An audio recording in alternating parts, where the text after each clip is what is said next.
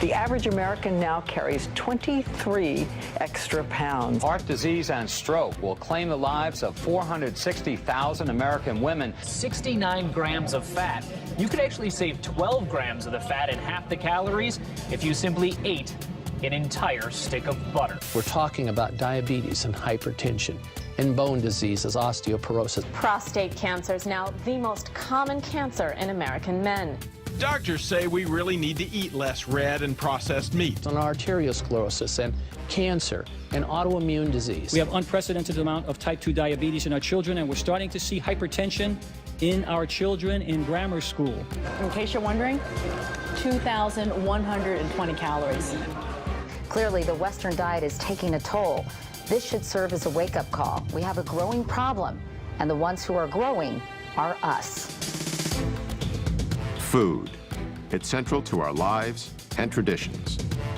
Every special occasion seems to involve food and feasting. But could some of these same foods, including several that we think are good for our health, also be causing many of our most serious health problems? Indeed, we're facing a massive health crisis. No less than 40% of Americans today are obese, and about half of us are taking some form of prescription drug. The best-known statin drug, Lipitor, is the most prescribed drug ever in the world. Almost 1 in 5 American 4-year-olds are now considered to be obese. Though Mexican-American and African-American children are still more likely to be overweight. This could be the first generation of children in the United States that lives less than its parents. We spend $2.2 trillion a year on health care, over 5 times more than the defense budget. In fact, we pay more per person for health care than any industrialized country in the world. Yet we're sicker than ever.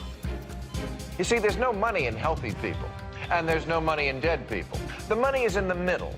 People who are alive, sort of, but with one or more chronic conditions. Obesity, diabetes, heart disease, high blood pressure are all diet-related health issues that cost this country more than $120 billion each year. Every minute, a person in the U.S. is killed by heart disease. 1,500 people a day die from cancer. Combined, these two diseases kill over 1 million Americans every year. Cases of diabetes are skyrocketing, particularly among our younger population. Diabetes. Life-threatening diabetes. 1 out of 3 people born in the U.S. today will develop this crippling condition during their lifetime. Millions of others suffer from a host of degenerative diseases. Millions more of us are so stimulated by sugar, coffee, and energy drinks that we've masked our chronic fatigue. But could there be a single solution to all of these problems? A solution so comprehensive, yet so straightforward, that it's mind-boggling that more of us haven't taken it seriously? Someone has to stand up and say that the answer isn't another pill. The answer is spinach. A growing number of researchers claim that if we eliminate or greatly reduce refined, processed, and animal-based foods, we can prevent, and in certain cases even reverse, several of our worst diseases. They say all we need to do is adopt a whole foods, plant-based diet. It sounds almost too simple to be true.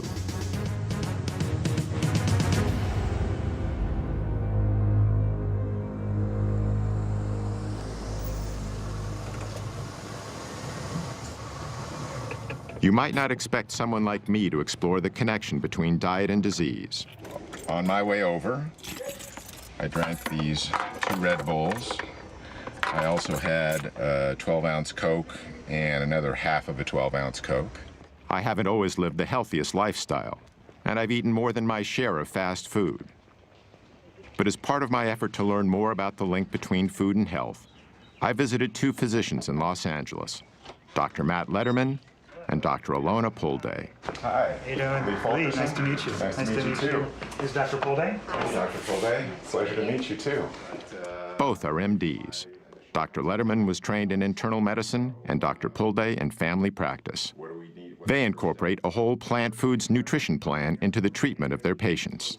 So let's get started on that, and then we'll do some talking. 142.82. I found out a lot more than I expected. Like a lot of Americans, I thought my health was pretty good. I had no major diseases that I knew of. But I hadn't had a thorough checkup in a while, so I decided to get one. When Dr. Letterman gave me the results, it was a real wake-up call. I gotta say, I'm kind of shocked. I'm really worried about my blood work numbers. 240 and 241 for my cholesterol is way higher than it's ever been. I got this 6 number. That, to me, is the most worrying number I got. The 6 number was the result of something called a CRP test, which measures the inflammation in my heart and blood vessels. This put me in the high-risk category for a heart attack. So I committed to a 12-week nutrition program under Dr. Letterman's supervision. The plan was to treat my health problems by eating a whole foods, plant-based diet.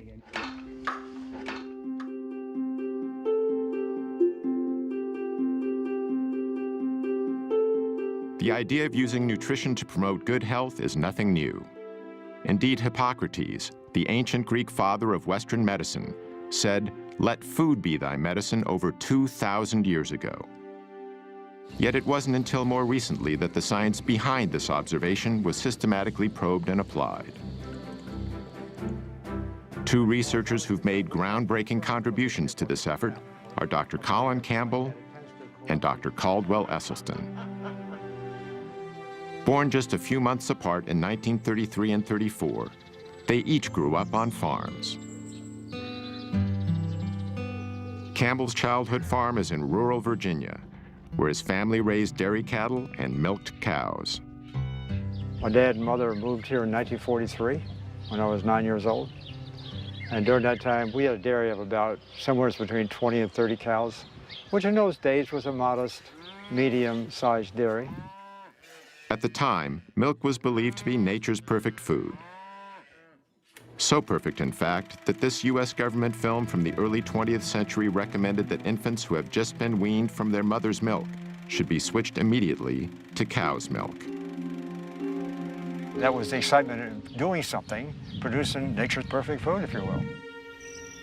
Established in 1675, the Esselstyn's farm is in upstate New York. On these rolling hillsides, they grazed both beef and dairy cattle. This was sort of like the nerve center of the operation in a way? More or less, absolutely. This is sort of the epicenter around these barns. This is the way farming was done in that area. And so this is sort of where you learned the craft of the trade of farming. How old were you when you moved here again? 7. I didn't start driving the tractor until I was 8 years old. Well, a late bloomer, right? Exactly. But I enjoyed it, and I really got a great kick out of doing the farm work. Although they didn't know each other yet, farm life had a deep and lasting influence on both Campbell and Esselstyn.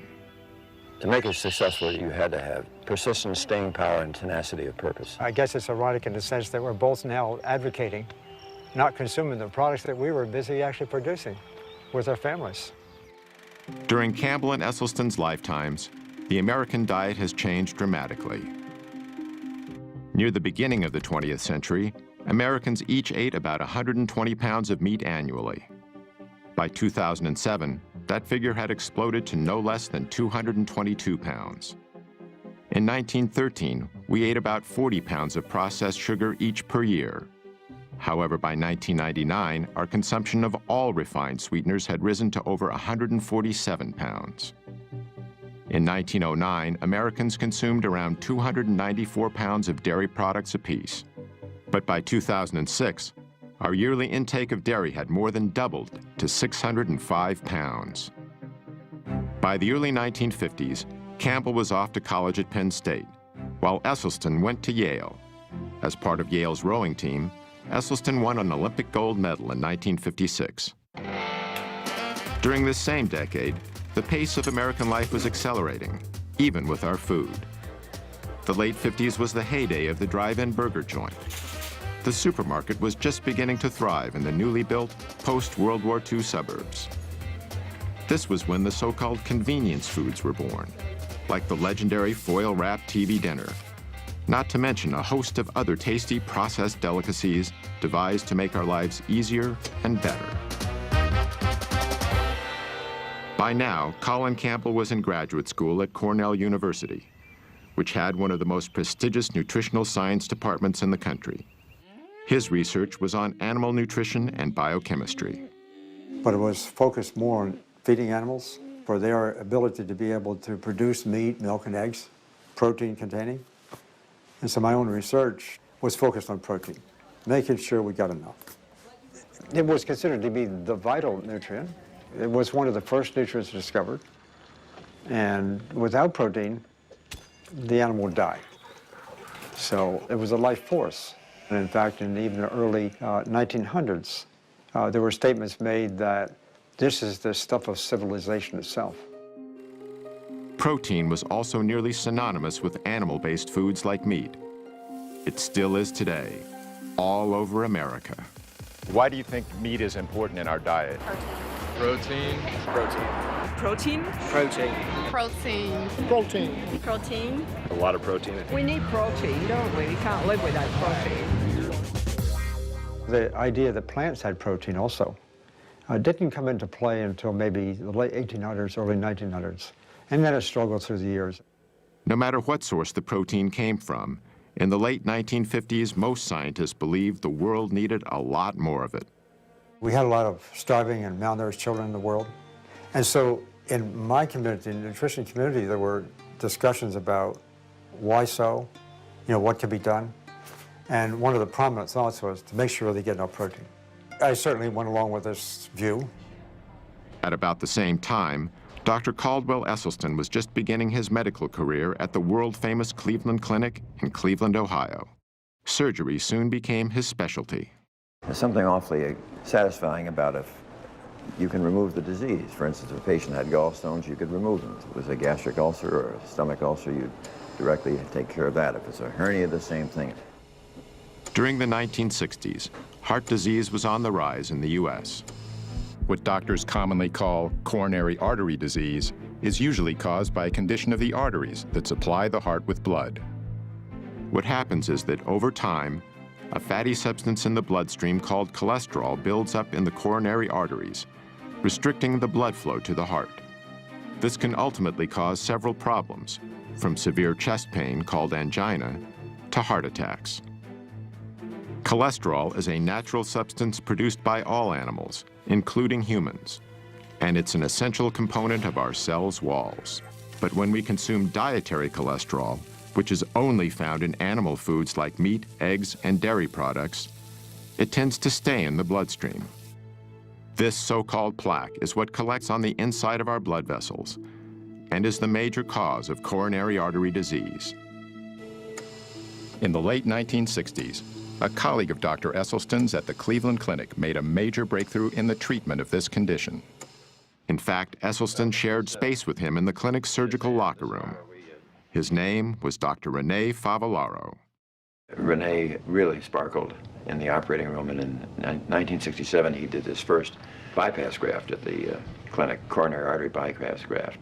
This revolutionary new procedure was accomplished by removing a vein from the patient's leg, then stitching it on the heart's blocked coronary artery to allow the blood to flow around or bypass the blockage. Today, over 500,000 Americans go under the knife annually for heart bypass surgery, costing around $100,000 apiece. These operations alone constitute a staggering total of nearly $50 billion.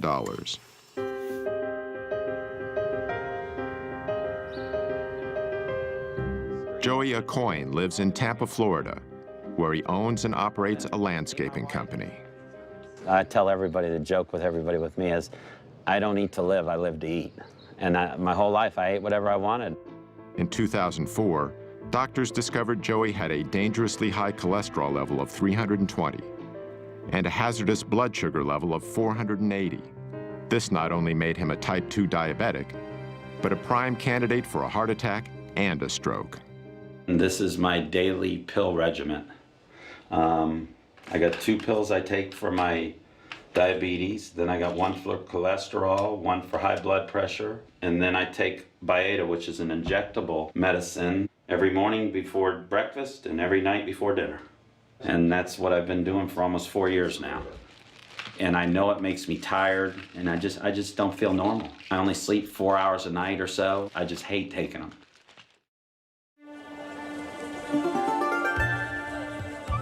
In the mid-1960s, Dr. Campbell was in the Philippines, trying to get more protein to millions of malnourished children. To keep costs down, he and his colleagues decided not to use animal-based protein.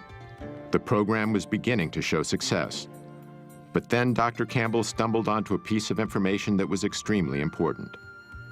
It centered on the more affluent families in the Philippines, who were eating relatively high amounts of animal-based foods.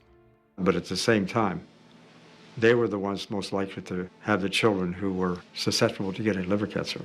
This was very unusual, since liver cancers are mainly found in adults. But just the mere fact that they occurred in children said, you know, there's something here. This is pretty significant. Shortly afterward, Dr. Campbell came across a scientific paper published in a little-known Indian medical journal.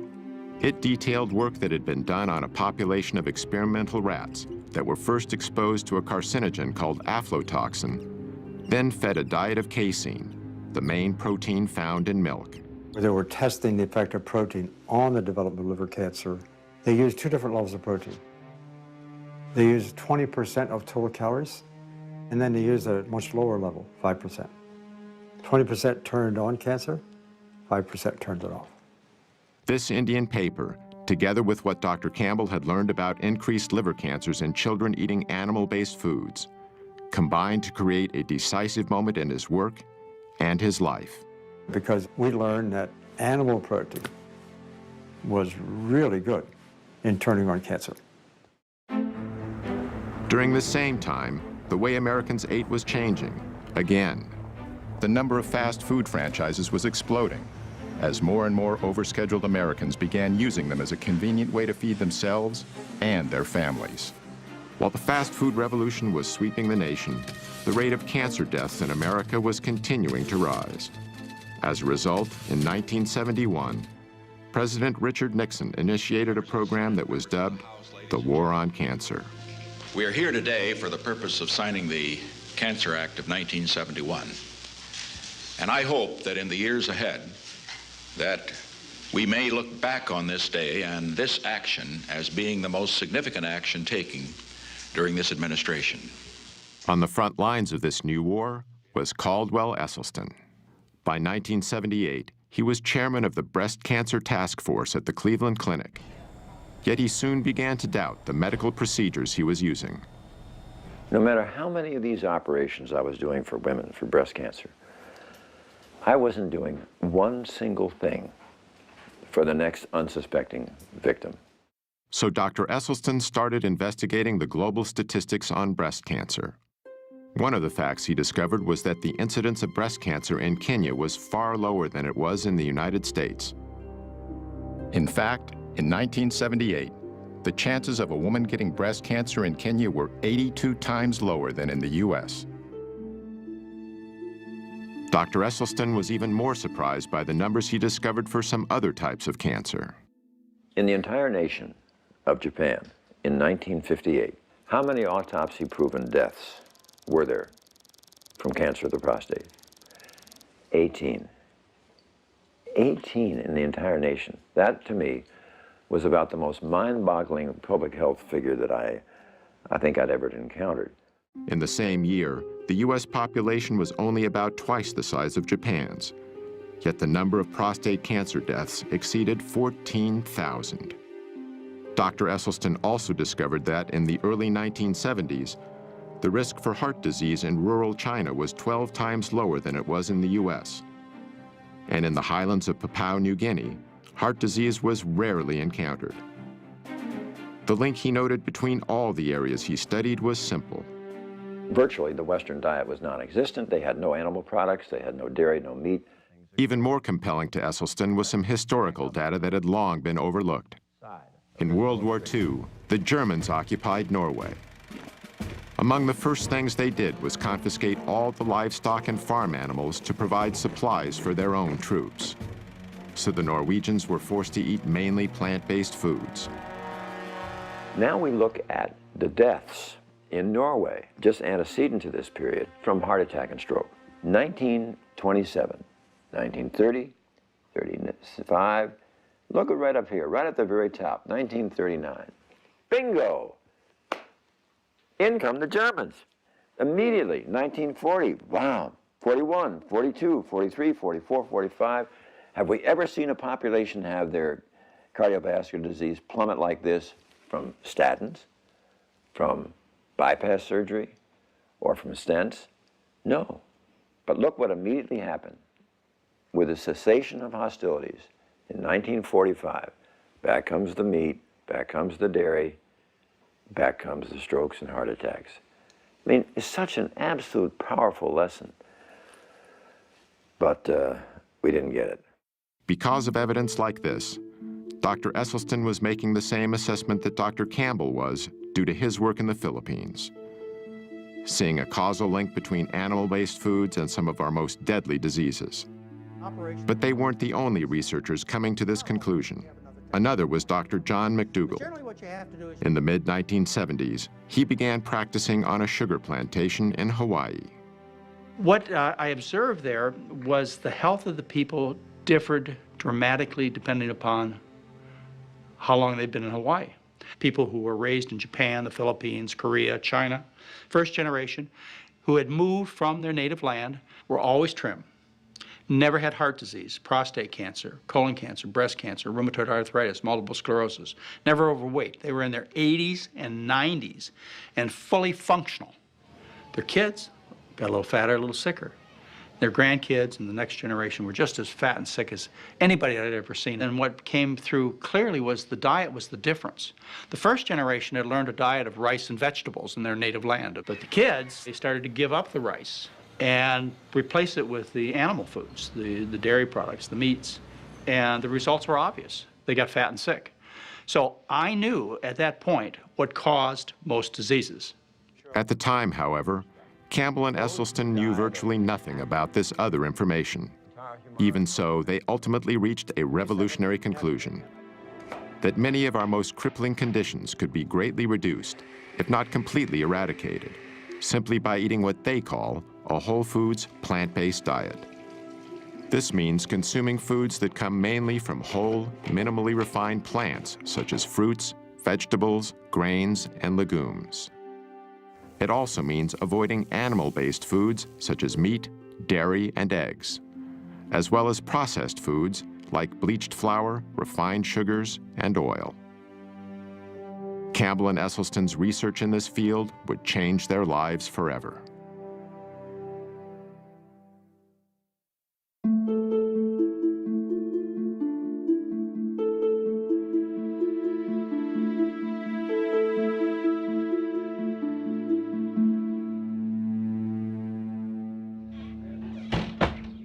So went through your preliminary form. The goals that I have, tell me if I'm missing any from you, were eliminate your shots and medicines. You want to get off this stuff. You want to sleep well at night. You're not doing that. You want to stop feeling tired and run down. You want to lose weight. That's it. You got it. Those are your goals. The other complaints, you had low energy, ringing in the ears, sinus problems, postnasal drip, shortness of breath, wheezing, coughs, indigestion and reflux, loose stool, diarrhea, bloating, black and bloody mucousy stool with meat consumption, and difficulty walking, getting around, trouble losing weight, chronic and unpleasant hunger feelings, groggy after meals, strong food cravings, and anxiety about food in general. All of that stuff. Sounds like I'm dead. So I don't mean to, harp on the bad stuff, but, that will all, most of that should get better. My goals I'm adding in. Which goals do you add? I want you to reverse all your medical diseases, the ones that we can reverse, and most of yours we could. I told you all the risk and benefit. Based on what I told you, I would stop all these meds, and I would stop these on top of all these risks. That's what I'm going to try. You're going to get my best effort, I can tell you that. Yeah, you'll do good. Okay. You'll do well.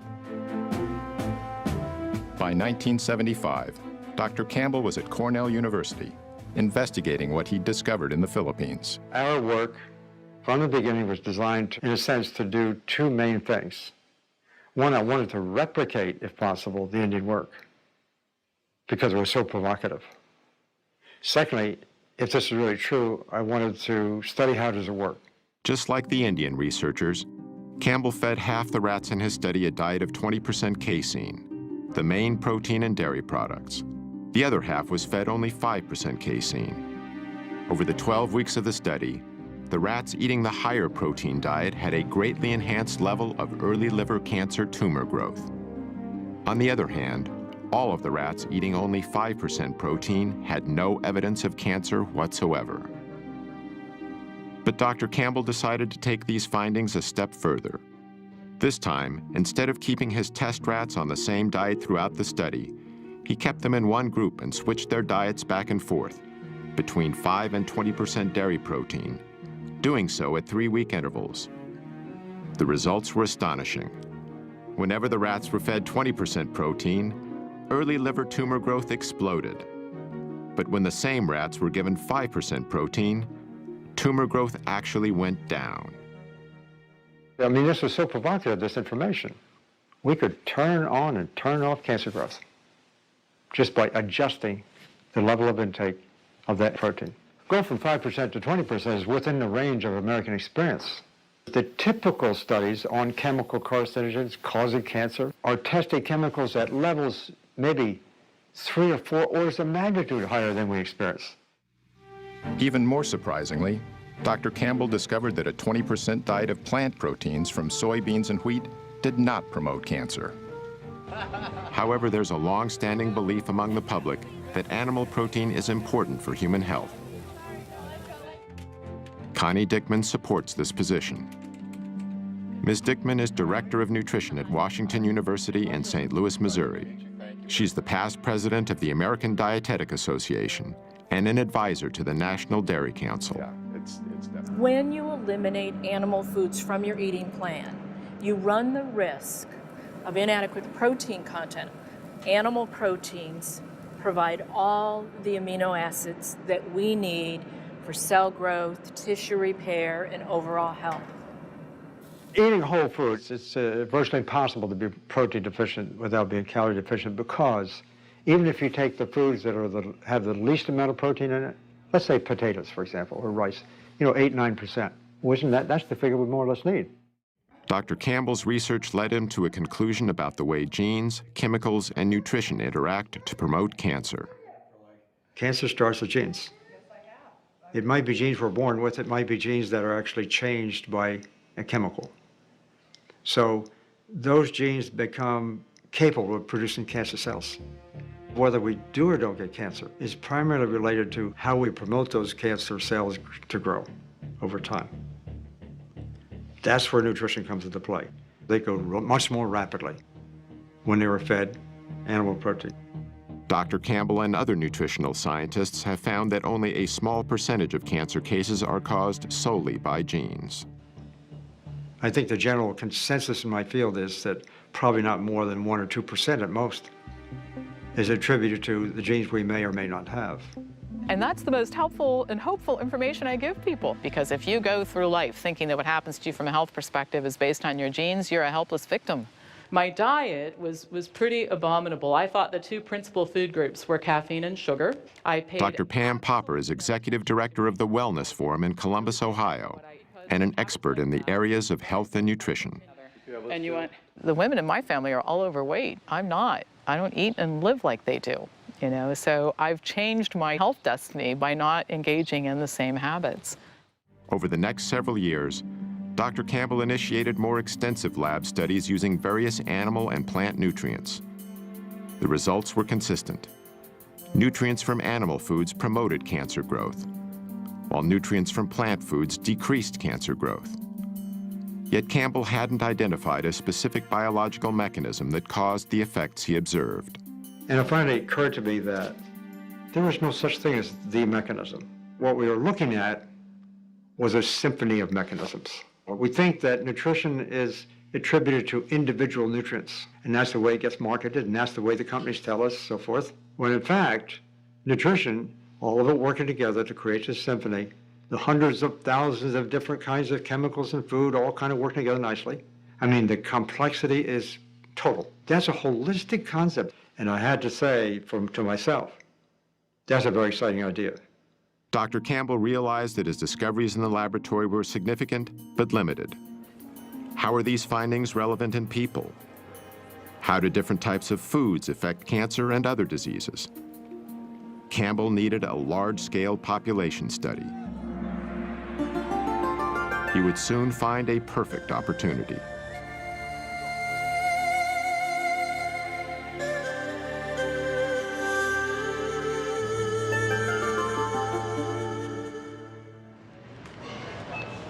So mangoes are really good. They flavor things really Okay. nicely. That's something you want to get a riper one. Dr. Matt Letterman and his wife, Dr. Alona Pulde, are among a small but growing number of physicians who use a whole foods, plant-based diet as a primary treatment for their patients. From shopping with patients to teach them how to read nutrition labels. And I don't care what it says on the front, the back, or the sides. Look at the ingredients, okay. and that's all I care about.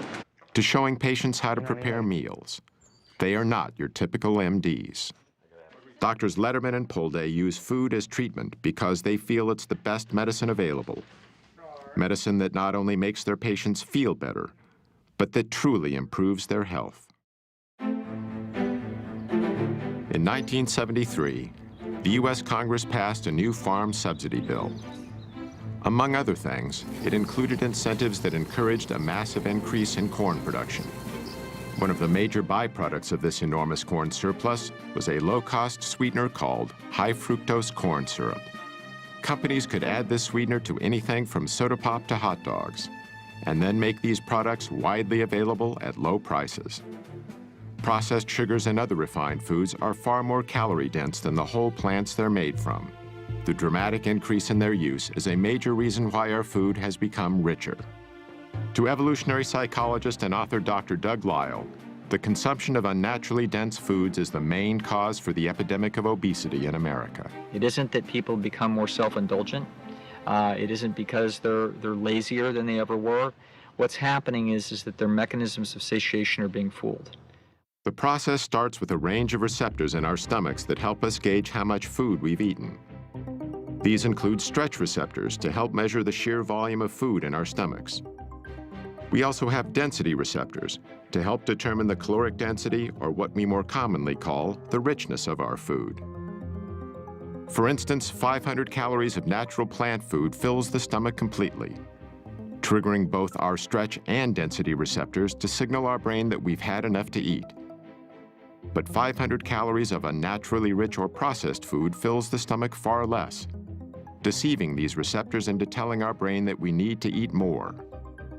Even worse is 500 calories of oil, which is almost pure fat and barely triggers any response at all. The problem with weight management in humans is that if you make these foods completely artificial, which we do today, you wind up with a problem that people have to overeat just to be satisfied. But why do these concentrated foods that are so harmful to us give us so much pleasure? Dr. Lisle says the answer is related to a system called the motivational triad. This is a trio of biological mechanisms that nature has designed into every creature on Earth so they can survive to pass their genes on to the next generation. The first leg of the motivational triad is pleasure-seeking. And primarily two things are the cause of that, and those two things are food and sex.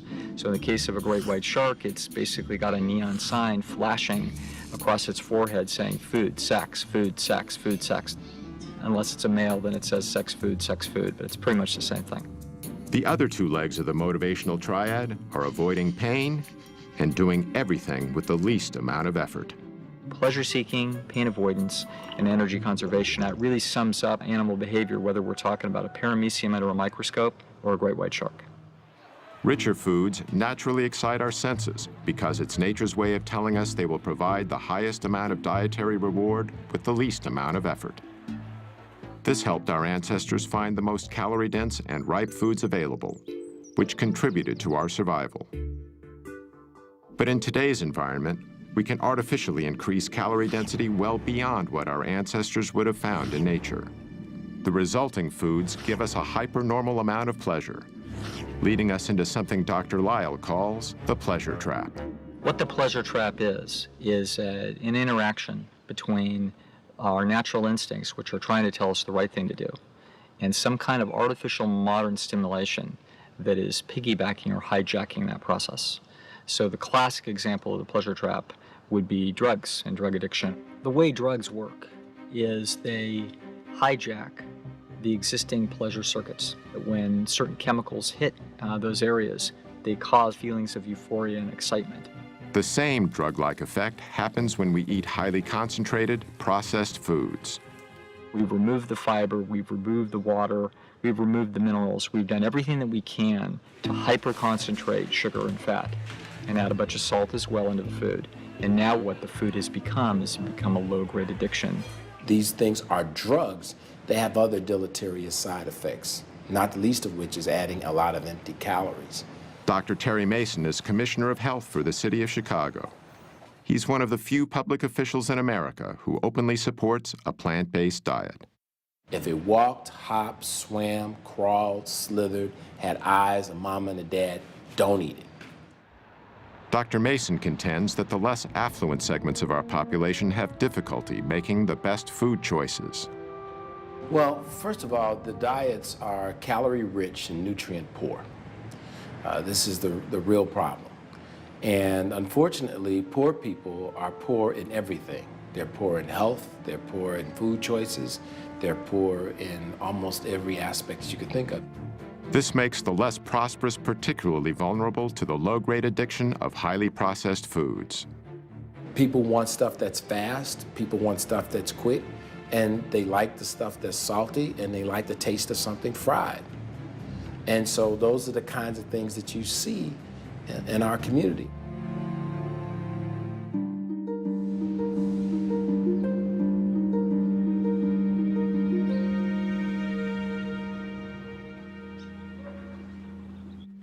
Sandera Nation lives in a quiet suburb in Cleveland, Ohio, with her 5 children. In October 2008, she was stricken by a strange illness. I want to say something, but it's not coming out. I'm getting really shaky and sweats, and then I'm cold and I'm sick and I'm fatigued and my stomach hurts and everything, so I went to the doctor. And that's when they diagnosed me with hypertension and diabetes. Like Joya Coyne, Sandera was treated with expensive prescription drugs. I was in denial for a while. I heard what they said, but I was in denial, like, I still ate things I shouldn't have. I didn't really get the education that I needed to know, so I really depended on that pill to save me. Then Sandera met with Dr. Esselstyn, who recommended that she treat her illnesses with a whole foods, plant-based diet. Let's come on in and we'll get to work. I was a little nervous, but he made it real easy for me. I was real interested in what he had to say and what he was going to teach me in the new journey that I would be taking with him.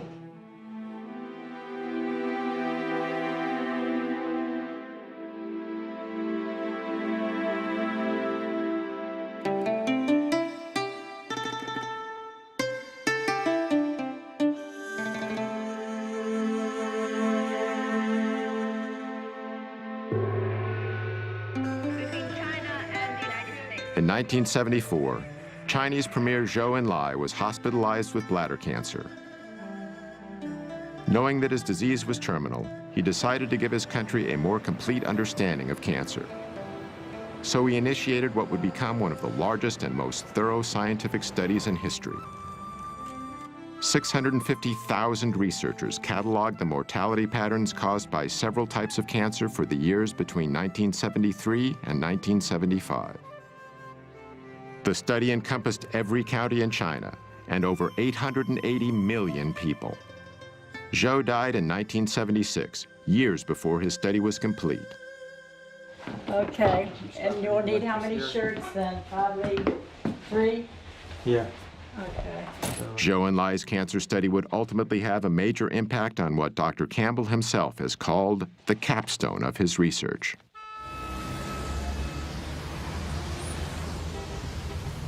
Early 1980. And you were there for 2 or 3 months.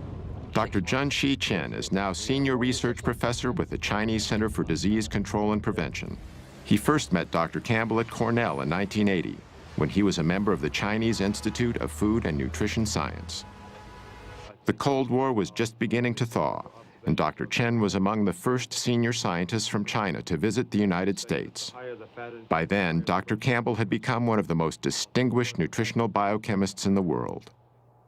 When they discovered this book, a significant collaboration was born. This is the Atlas of Cancer Mortality in China. Published in 1981, the Cancer Atlas was the result of Zhou and Lai's nationwide study. It showed a highly unusual geographical distribution of different types of cancer in China, which tended to be clustered in certain hotspots. The same was true with cancer after cancer, and the counties with the highest levels were often far greater than the counties with the lowest levels. So, for example, esophageal cancer, according to this cancer map, the mortality has 400-fold difference among different counties in China. That's huge. Yeah, and I understood in the United States, only several-fold difference. Maybe twofold is another. That's all we see. Yeah. So that caught our attention in terms of why. Because they are all Chinese. Genetically, they are all the same. And why they have so much difference in single cancer mortality. So we believe it has to be related to the environment, the big environment. And from our professional perspective, of course, it's diet and the nutrition. Dr. Chen, he said, why don't we just go there and do a study? For Dr. Campbell, it was the opportunity he'd been looking for. Among other things, he could examine how his observations about liver cancer in Filipino children and the findings from his lab studies applied to a large human population. The project would consider 367 diet and health-related variables, making it one of the most ambitious nutritional studies ever conceived. Dr. Campbell and his associates carefully chose 65 counties scattered across China. These counties were mainly located in rural or semi-rural areas. We use the rural counties because they are stable in their residence, and they have been in this lifestyle for at least 20 to 30 years. More than 350 workers were trained. They carefully surveyed the diet and lifestyle of 6,500 people in the chosen counties. Urine and blood samples were also taken. In 1983, Doctors Campbell, Chen, and their collaborators began to analyze the vast amount of information that had been collected. The job would take years.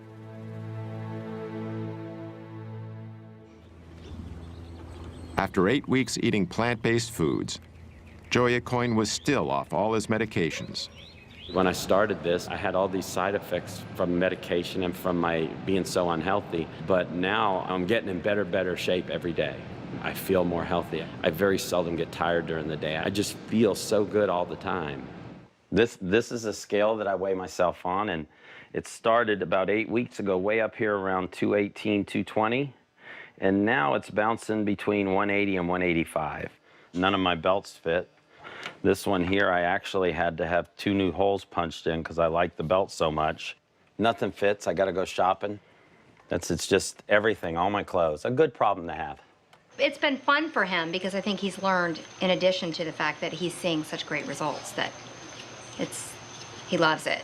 I don't think he'll go back to this old ways. He feels too good, and he likes, I mean, even if he started to go off a little bit, he feels too good, his energy's too good, he looks younger. And the fact that he would have to go back on all the meds, if he did, I think that that's a huge motivation for him to maintain the lifestyle.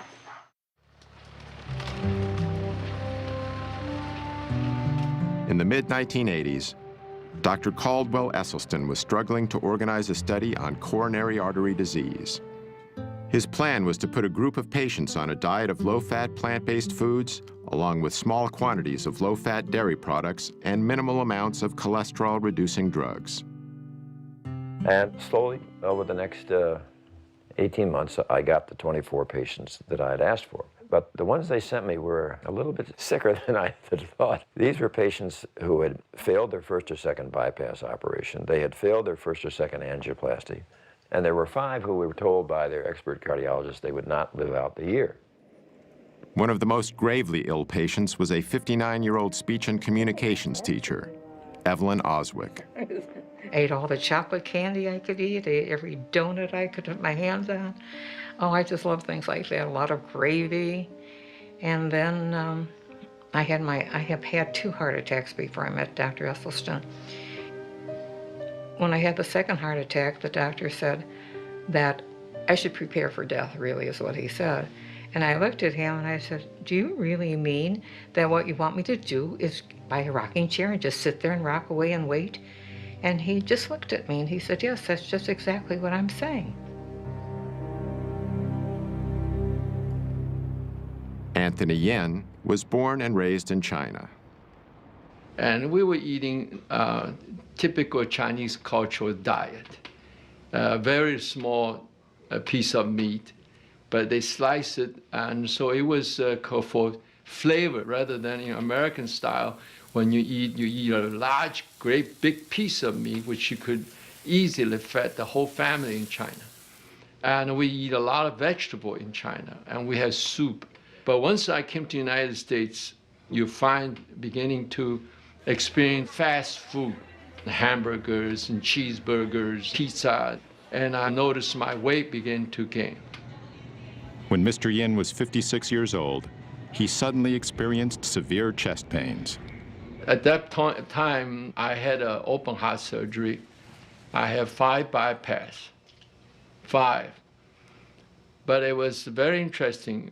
About a week later, I felt my chest tighten up again. So myself and my wife went to see Dr. Esselstyn.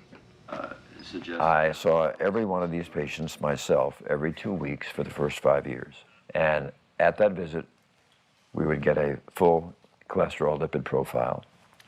We would get blood pressure, weight, and I would go over every morsel they ate. By using simple foods as the main treatment for his patients, Dr. Esselstyn was bucking a high-tech, high-cost system that was deeply entrenched in both big medicine and big government. Behind my back, I got to be known as Dr. Sprouts. But I guess I've always liked a challenge. We preheat the oven, got the water going, we just add some seasonings, and then we add the onions and the spinach. I've never been a morning person my whole life, and but previous to this experience, it had probably been worse than ever, and that entailed needing to get up in the morning and caffeinate myself with Cokes and Red Bulls and stuff like that before I could even think or start to work. We didn't make the rice noodles, but you would just boil them real quick and then throw this on top. Right. He's actually eating more often, but he's eating the right foods, and he lost weight. So he certainly feels much better that way, and you can tell it in his face, in his neck, in his belly. He's lost a lot of weight there.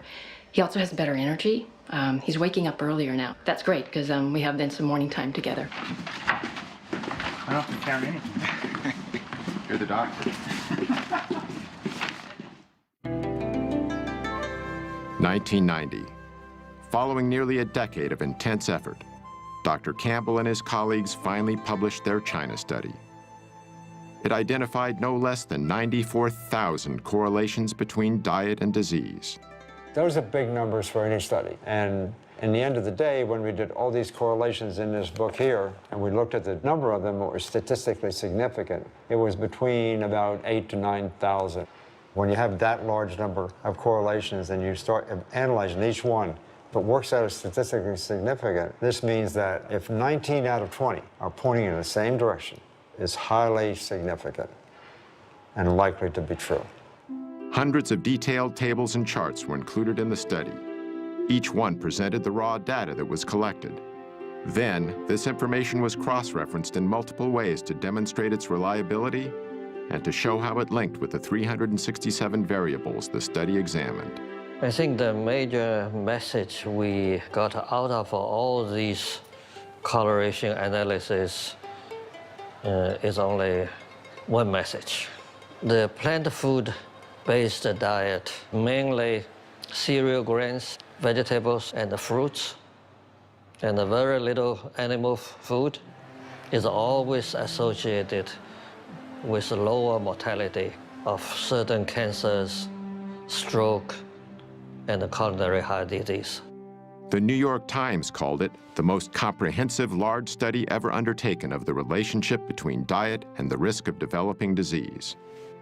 For Dr. Campbell, he finally had large-scale data on people, and it was remarkably consistent with his earlier discoveries. Together, he found that the scientific evidence was clear. Whole plant-based foods were beneficial to human health, while animal-based foods were not.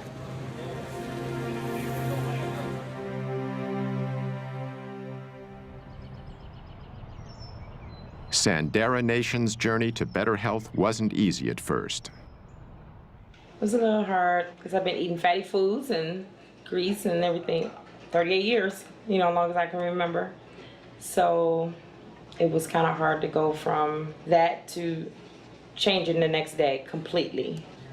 I started a journal for maybe the first 3 weeks.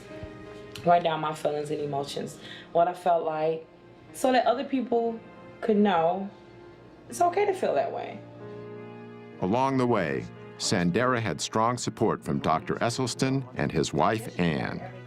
They keep in touch, and they're like, we haven't forgotten about you. And I know they haven't. I really feel here that they haven't. I went to Walmart this day. I had wanted a Subway sandwich, and I said, I'm gonna get me that meatball sub. I then received a call while I was at Walmart from Mrs. Esselstyn, as if they knew I was weak at this moment. She stated, promise me you will not eat anything from Walmart. Gave me chills to know that she called at that moment. Therefore, I left the store without getting that meatball sub. While Dr. Campbell was publishing his China study, Dr. Esselstyn was getting some powerful data from the research he'd started in 1985. He began with 24 patients, but 6 had dropped out in the first year, leaving him with a total of 18. At the end of 5 years, we had follow-up angiograms, and 11 of the group had halted their disease. There was no progression. And there were 4 where we had rather exciting evidence of regression of disease. These results were astonishing. The diet produced something that medication and surgery never had before: actual reversals of heart disease. The biological mechanism that caused these reversals centers on the lining of our veins and arteries, the endothelial cells. They are the absolute life jackets of our blood vessels. You're young and you're a teenager, you're healthy. You could spread those out 1 layer thick and you'd have something that would cover 6 or 8 tennis courts. In 1988, scientists discovered that endothelial cells manufactured the gas nitric oxide. Well, what does nitric oxide do? Nitric oxide keeps our blood flowing smoothly without being sticky. It also helps to dilate constricted blood vessels during physical activity and inhibits the formation of plaque.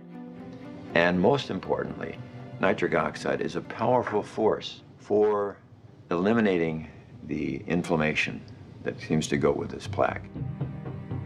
However, scientific tests have demonstrated that when we start eating the typical Western diet, our endothelial cells are damaged. When you're getting to be in your 40s and 50s and 60s and you've been slaughtering your endothelial cells, you don't have those 6 or 8 tennis courts. You may be down to 1.5 or 2, and they can't protect you.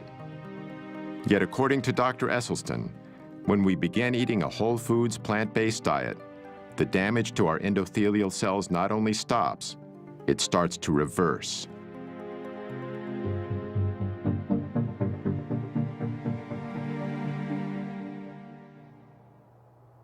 About 5 years into his study, Esselstyn made a small but significant change in his patient's menu. It started in 1990, when he read the glowing review of Dr. Campbell's China study in the New York Times. Dr. Esselstyn saw that and invited me to come to a conference he was organizing in Arizona.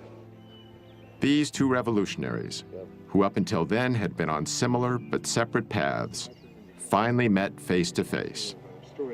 On the one hand, I'm coming from the scientific route, getting some ideas. He's coming from the clinical route and doing some dramatic research. Here's the science, here's the clinical evidence. Put the 2 together, it's amazing. When he learned of Campbell's research, Esselstyn removed dairy products from his patient's diet. the results of his ongoing study continued to be impressive. And in 1995, he published a paper detailing them in a noted scientific journal. Yet one of Esselstyn's most remarkable success stories involved a colleague of his at the Cleveland Clinic, Dr. Joseph Crow. Actually, I was active, healthy, very busy, mid-40s, absolutely no risk factors at all for any heart problem. But Dr. Crow, even with what was considered to be a healthy cholesterol level, was actually ravaged by heart disease. This angiogram, taken after his first nearly fatal heart attack in 1996, shows how badly damaged one of his coronary arteries was. This angiogram was done after less than 3 years of entirely dietary treatment.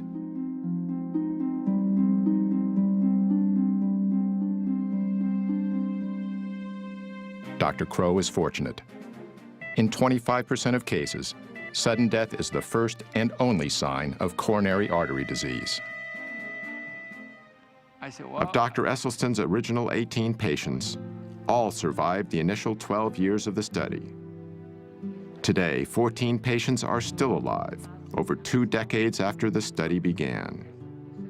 The thing about Essie, although he's always very pleasant, when you said, I'm going to be on this program and I'm going to stay with this diet, you stayed with the diet or there was the door. You had no choice. I mean, his smiles are wonderful, but he is very stern, you know. That's why I'm still living. But, you know, he's just a wonderful man. And I look at the pictures, some of my pictures years ago, 20 years ago, actually looks older than today. The only thing is I lost more hair, you know. Anthony and the other male patients also noted another change. When you're young, when you're a teenager, you see a female and so on, it gets kind of excited. And the first reaction physically, you know, it gets attention, you know. Raise the flag, I call it. This happened to us. All the other Dr. Esselstyn's, I call them all the guinea pigs. The flag still rises. Talking to your doctor about ED may be the last thing you want to do, but it's definitely a conversation worth having. I'm a practicing urologist and have been so for the last 25 years. And erectile dysfunction is actually the first clinical indicator of generalized cardiovascular disease. It's the canary in the coal mine. It's the thing that lets you know that you have some significant endothelial and vascular disease much earlier than will a heart attack or something like that. We have to stop thinking of the body like it's compartmentalized. It really isn't. The blood goes everywhere in the body. And so if you have vascular disease anywhere, you have it everywhere.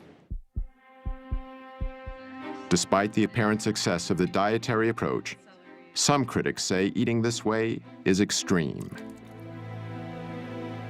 Now, with the Western diet, this guarantees there are going to be, what, 500,000 people in this country this year who will have to have the front half of their body divided, their heart exposed, then veins will be taken from their leg and sewed on their heart.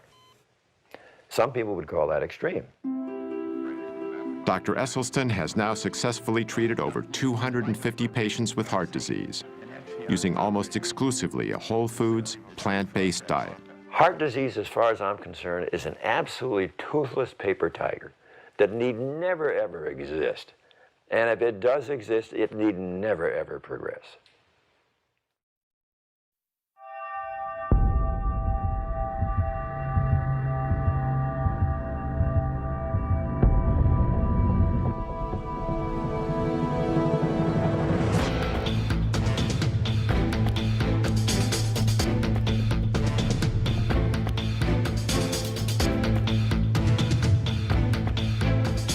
Las Vegas, Nevada.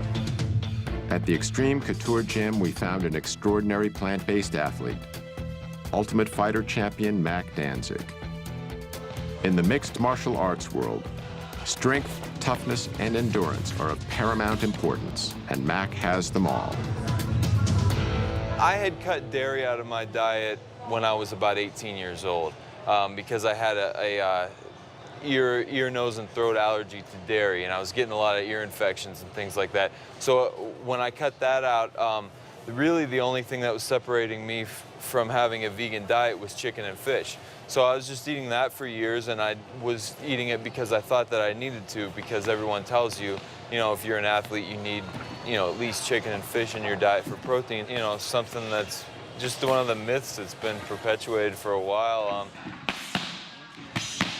All it took was me cutting the chicken and fish out, and I did it cold turkey. I think a lot of people, stereotypically speaking, think someone that's a vegan is like some skinny hippie type of person. And you know, I'm not necessarily trying to break the stereotype. I tried the diet for my own personal reasons, and it worked for me. I feel like I have more energy now that I don't eat the meat products, and I also feel like I recover better in between my workouts. I'm not trying to be part of some exclusive club or anything like that. I'm just doing my thing, and you know, I don't plan on eating meat or dairy or anything like that for the rest of my life. This guide is called the Type A Planning Guide. Now, it includes foods that are found in the basic 4 food groups, because we are concerned about the total daily needs, and this is a part of it. We must serve 1/2 pint of fresh fluid milk to provide calcium, riboflavin, and the other nutrients that are needed for our children. For decades, the dairy industry and U.S. government have been saying that milk is good for our bones. While all whole foods contain calcium, an essential nutrient for bone health, it is argued that we need the higher amounts found in dairy.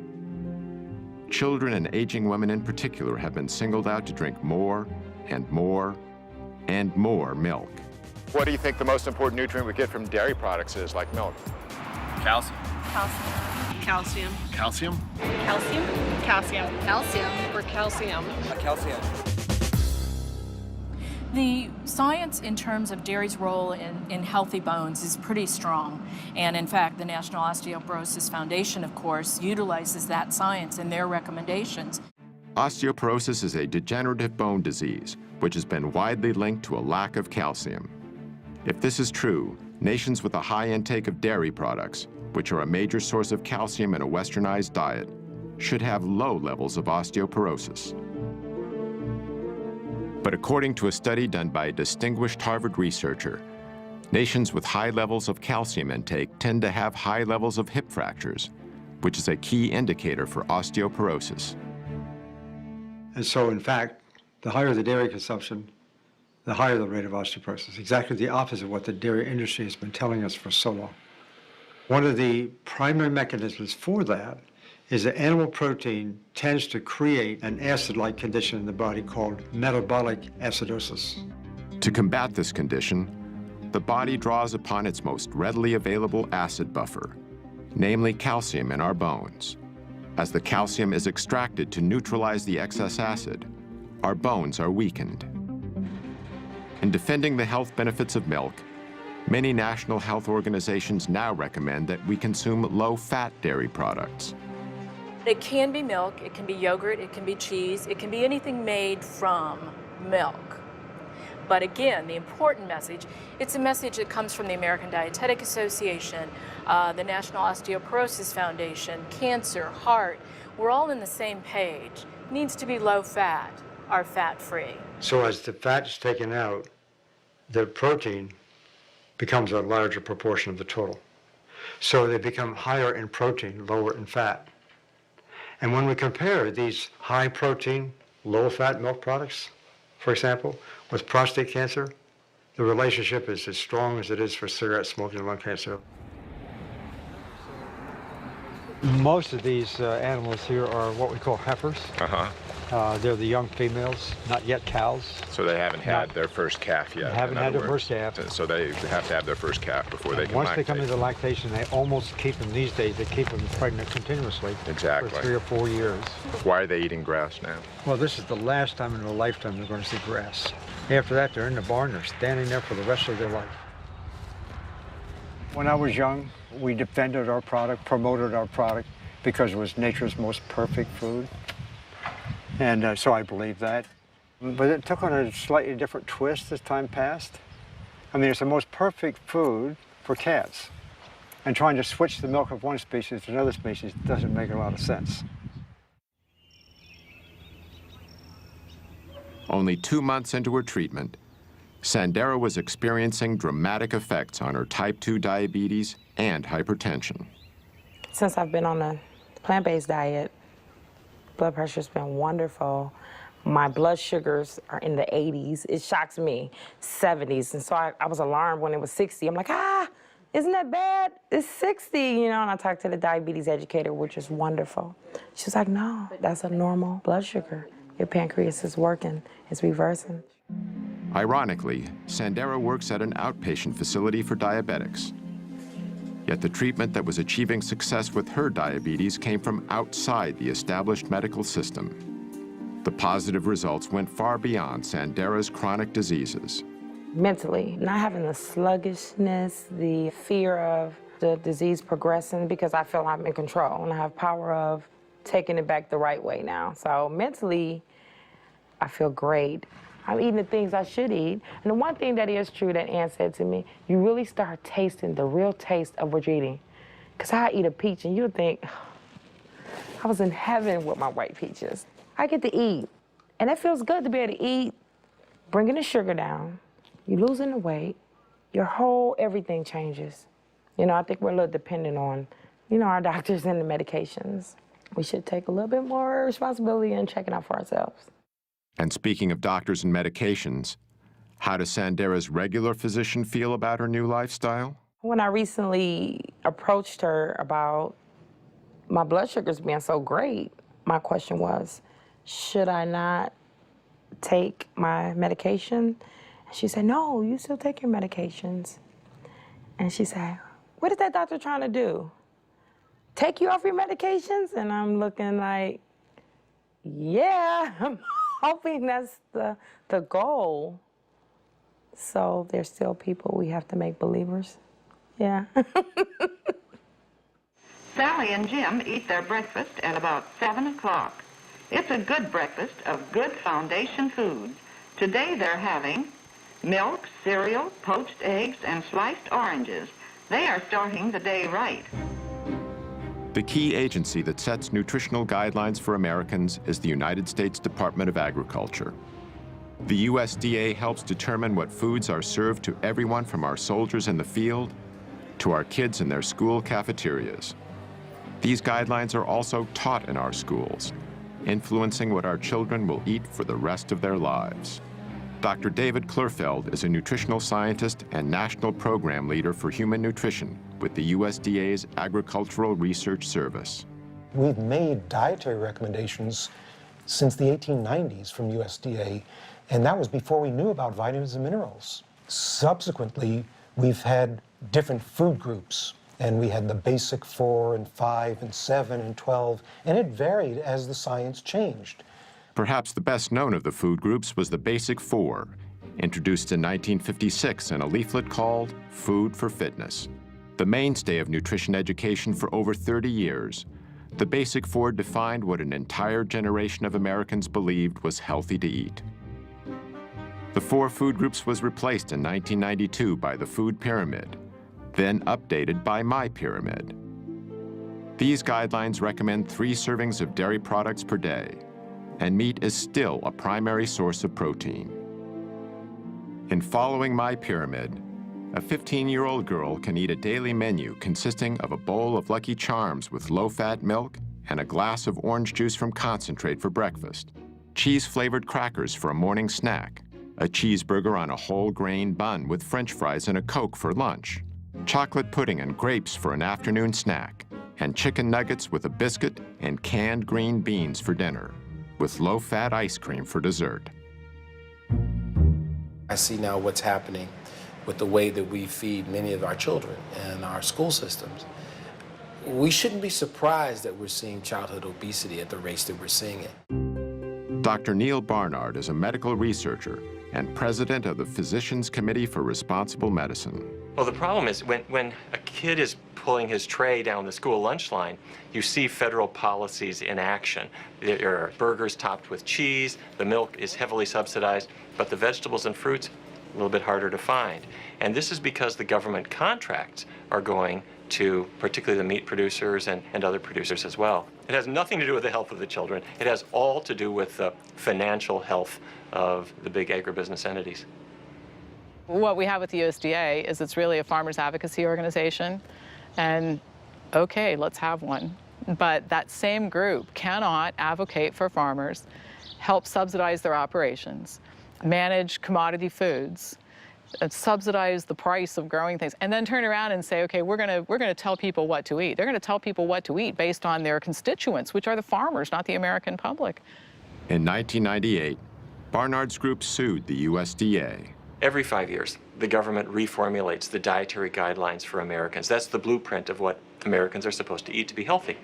And we looked at the panel that pulled it together, 11 people. 6 of the 11 had financial relationships with the food industry. So we said, hey, wait a minute. There are laws about what they're supposed to do and how transparent they are supposed to be. They violated those. And we brought them to court. And it was a long trial, but we won. But that doesn't change the fact that the policies they came up with continue to favor industry as they always have. I don't think there really is a problem with industry connections between scientists and the food industry, primarily because if the beef industry has a question about their products, shouldn't they go to the best scientists? And if the best scientists are consulting for the food industry, I still want the best scientists on these committees that make nutritional recommendations. Financial conflict of interest is only one conflict of interest. You know, there are people who've spent their entire careers trying to prove that a vegetarian diet is good for you or that red meat is bad for you. Now, they may not have industry ties, but they too have a conflict of interest. You know, we do develop biases personally. I had those biases too. But I got to a point in my career that I was getting results that went against what I had thought was true. So I had to self-reflect, criticize my own bias, look at it really carefully, and I changed my views. Dr. Campbell paid a price for changing his views. He's been marginalized by key administrators of his own university. This after being a lead scientist and securing millions of dollars in research grants for Cornell's Nutritional Sciences Division. He had a popular nutrition course canceled by the division director, who had long been a major consultant to the dairy industry. Numerous observers feel this was an arbitrary decision that violated the standards of academic freedom. Dr. Campbell has also witnessed serious corporate influence over research that is used to develop the government's nutrition policy. One example he cites centers on the prestigious National Academy of Sciences. The building behind me here is perhaps the single most important building in the area of science in the country. This is where scientists participate in deliberations about issues of the day and determine how that science can be used to affect policy. In the early days when I was involved, those panels were mostly funded by public money. But on the other hand, in more recent years, I have seen more and more corporate money coming in to support these activities, and more people being allowed on the committees, especially the chairs of the committee. And of course, they can pick the kind of people they want to pick in order to get a certain kind of conclusion. It's not the way it should be, and I'm sure that if the public were to know how powerful is this influence, they would be surely upset.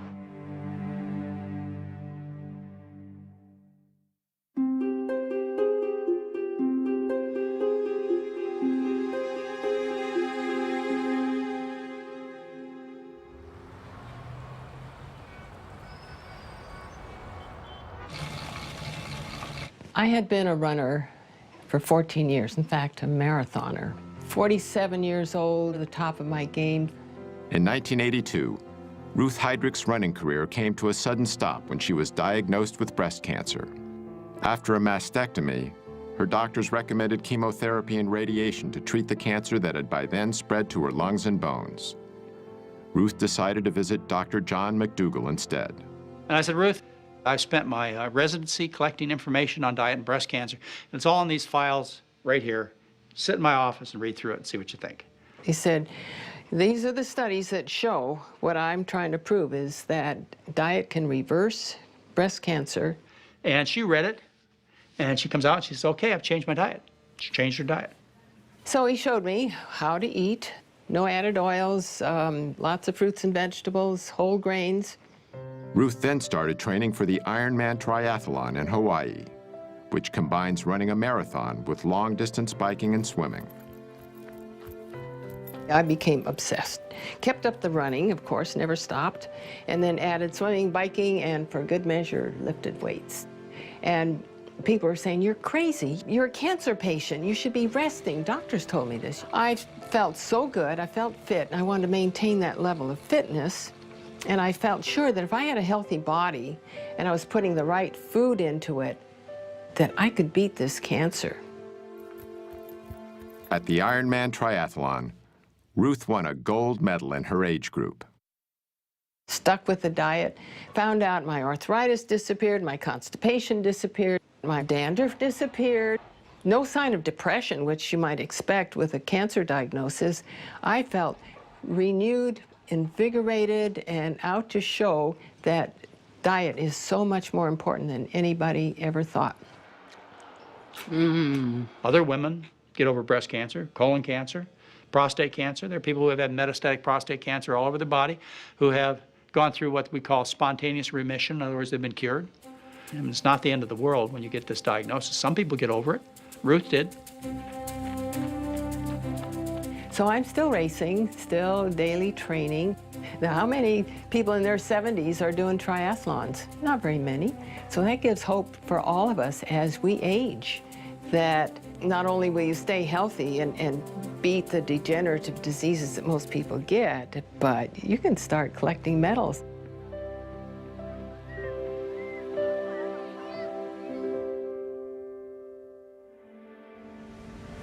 The food choices we make have profound global effects.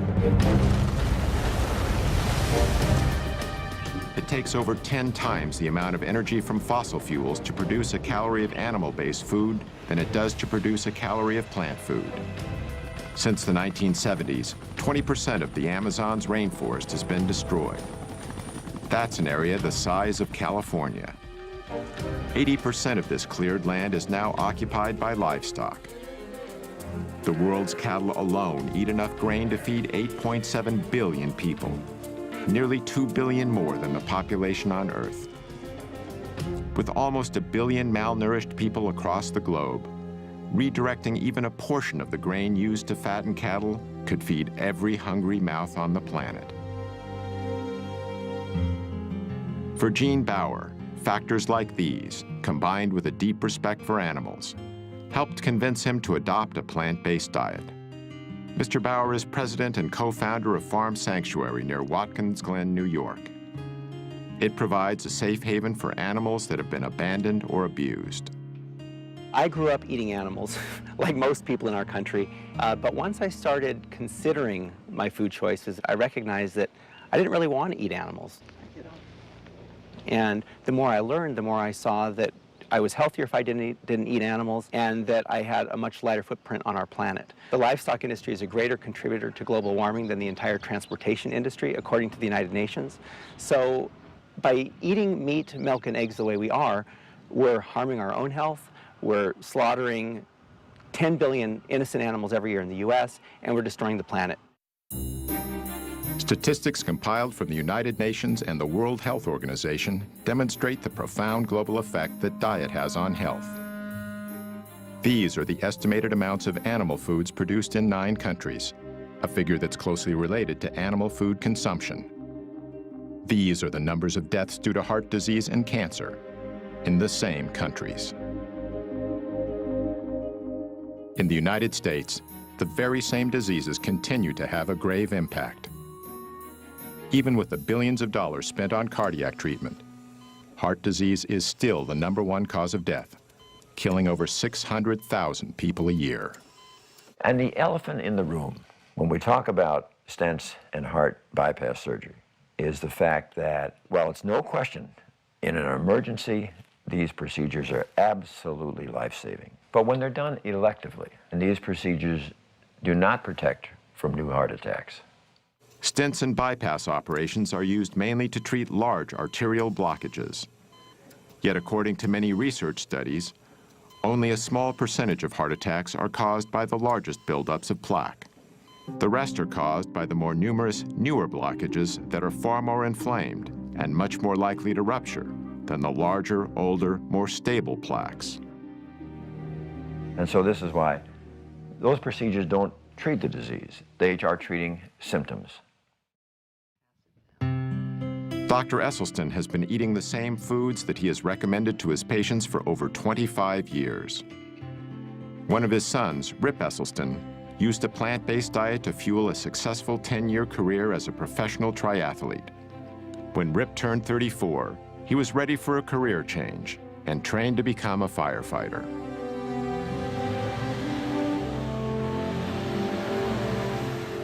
Rip was assigned to Engine Company Number 2 in Austin, Texas. We're incredibly competitive here at the fire station, and we love making bets. So we were out on the porch one night, and we kind of made this little bar bet to see who had the lowest cholesterol level. So the next morning, we drove to a lab, got tested, and the results came back, and it led to a discovery that J.R. James Ray, our resident redneck, had a cholesterol of 344. Pretty much means you're knocking at death's door.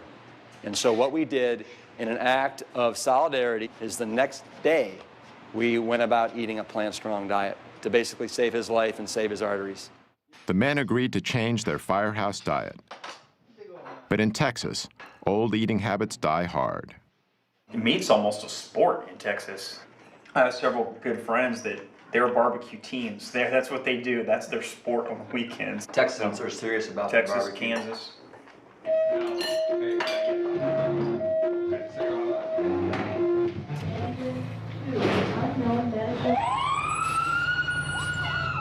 Well, guys associate being manly with eating meat. And if you're a firefighter, it's exponentially so. Last year, for example, there were 133 firefighter fatalities in the United States. 52% were from heart disease. The number one killer of in the line of duty deaths for firefighters is heart disease. After just 3 weeks on his new diet, JR tested his blood cholesterol and it dropped 148 points, a decrease of 43%. His results inspired the others who also saw their cholesterol drop and their energy levels rise. As firemen, they were not only helping themselves, they were in better shape to assist others. One of the things about being a firefighter is you don't have any idea what your next call could be. We may have a high-rise alarm where we have to go up 20 flights of stairs with air packs on, with all of our bunker gear on, with a high-rise pack on our backs. Anybody can go down the pole, but not everybody can go up, especially without their legs. And right there, you're talking about an additional 75 to 100 pounds that you have to carry up 20 flights of stairs. You have to have an amazing aerobic capacity and strength in order to do that.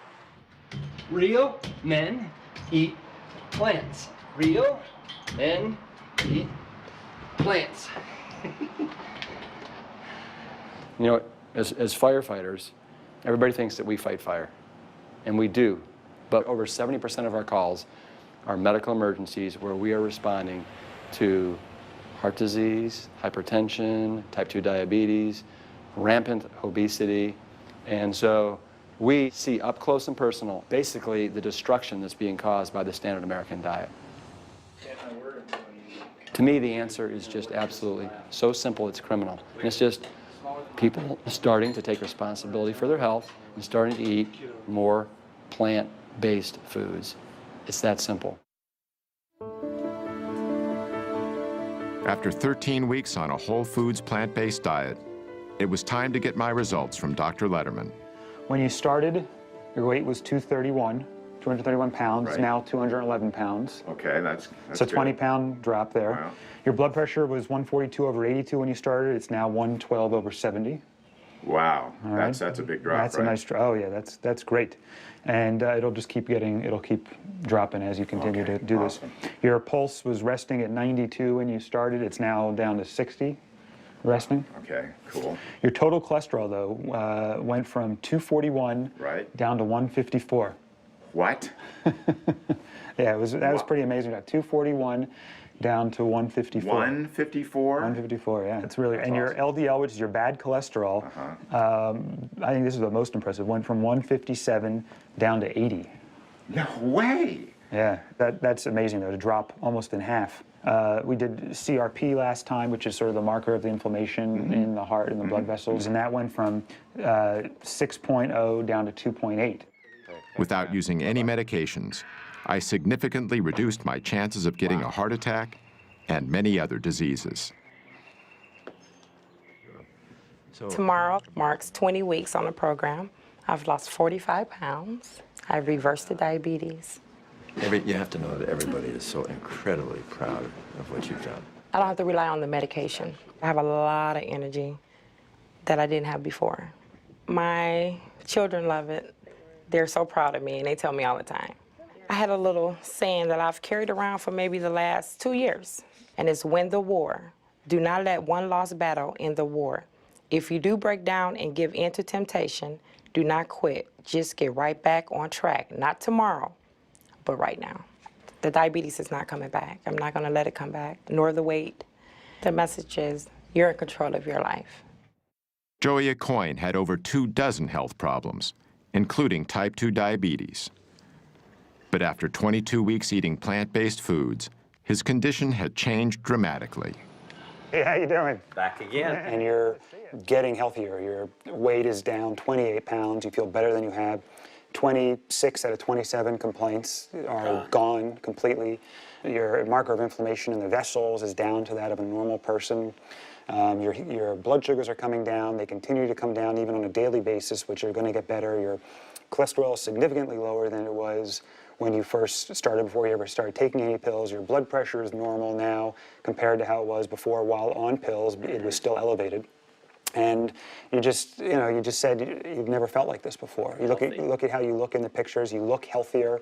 So, like I told you before, I explained how the numbers can affect our judgment of what real health is. And it's not just the numbers; it's overall the entire picture. And your picture looks fantastic. I was taking 9 pills a day and 2 shots. So I was spending almost $150 to $200 a month on medication, above my insurance. Just think about that. I've been doing it 5 months. I've saved, $800 to $1,000 already because I haven't taken 1 pill, 1 shot. So think about what that saved me, not just me, the insurance company. The U.S. government will give you figures that 75% of the dollars spent in healthcare are due to chronic illnesses, and these are due to diet and lifestyle. Let's get rid of the problem, which is the sickness, which is caused by the food.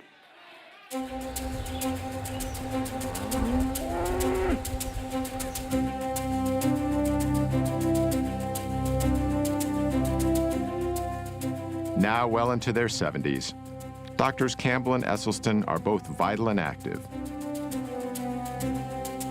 They also continue to spread their message. If you carefully look at our school children, already the arteries to their brain, the carotid artery, is getting some intimal medial thickening. Dr. Esselstyn lectures about his research all over the United States and abroad. His wife, Ann, frequently accompanies him to help counsel patients and to demonstrate the preparation of plant-based foods. Dr. Esselstyn is also director of the Cardiovascular Disease Prevention and Reversal Program at the Cleveland Clinic's Wellness Institute. Like Dr. Esselstyn, Dr. Campbell continues to lecture throughout America and beyond. Dr. Campbell, you believe that even if animal-based proteins, meat, dairy, etc., are free from contamination, you don't think people should eat them? No, I don't. I think the closer we get to a plant-based diet, I should say a whole foods plant-based diet, the healthier we're going to be for all of us. In China, where Dr. Campbell did his large study a generation ago, the population has experienced dramatic increases in the amount of meat, dairy, and processed foods the average person consumes. At the same time, the rates of degenerative diseases are skyrocketing. Many Chinese now share some of the same beliefs Americans have about nutrition. 吃肉，我觉得增加蛋白质啊，对人体其实有很多好处。早晨起来喝一杯牛奶，我认为好像还是比较好。Dr. Campbell's message is resonating with growing numbers of concerned people around the world. Oh, thank you, thank you, thank you. Uh-oh.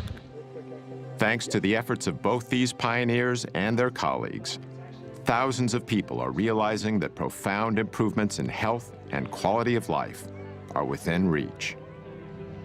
You have two choices. You can eat yourself into poor health and early death, or you can eat yourself into good health and a long, healthy life. And that road is on a plant-centered dietary pattern. You know, I know of nothing else in medicine that can come close to what a plant-based diet can do. I can say this with a great deal of confidence, that our national authorities are simply excluding this concept of nutrition from the debate and the discussion in order to protect the status quo. In theory, if everyone were to adopt this, I really believe we could cut healthcare costs by 70 to 80%. That's amazing. And it all comes from understanding nutrition, applying nutrition, and just watching the results.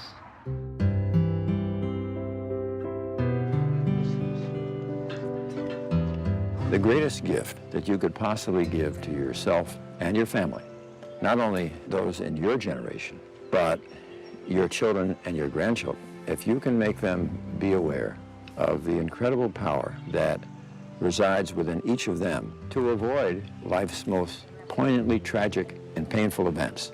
You just don't have to have those kinds of events. I believe it with all my heart. If anyone listens to this, and they really should look at their refrigerator and look at their diet and give it a try. You lose weight and you'll be healthier. Nothing could lose if you just take a few weeks and try. You could see how easy it is. I'm not going to say it was difficult. Again, I made up my mind. This is what I'm going to do. I never felt like I wasn't getting what I wanted. So I didn't have ice cream. So I didn't have the donuts. So I ate something else. I can thank them in every way I can think possible, and my doctor, especially Matt, when they just can't understand what it's done to change my life. And it really has, not just mine, my family's, everybody's. It gives me shivers talking about it because it's so serious. It's a life-changing experience. You can be in control. And I stress this because there's so many things going on in my life that I'm not in control of. And that's my message. You can't control your outcome of your body. Eat to live and don't live to eat. You better get that. You better get that recipe.